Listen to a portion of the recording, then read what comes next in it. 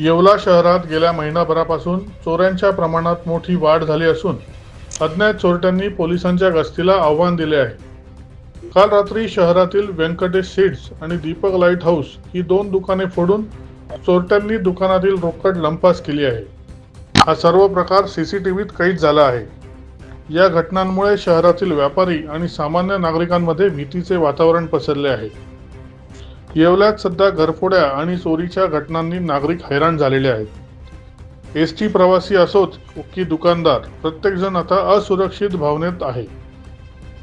काल रात्री अज्ञात चोरट्यांनी आपला मोर्चा मुख्य बाजारपेठेतील दुकानांकडे वळवला।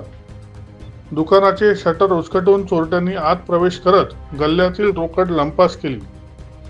हे संपूर्ण कृत्य परिसरातील सीसीटीव्ही कॅमेऱ्यात कैद झाले असून त्यात चोरटे सराईतपणे चोरी करताना दिसत आहेत। घटनेची माहिती मिळताच येवला शहर पोलीस ठाण्याचे पोलीस निरीक्षक योगेश घोरपडे यांनी आपल्या सहकाऱ्यांसह घटनास्थळी धाव घेत पंचनामा केला आहे।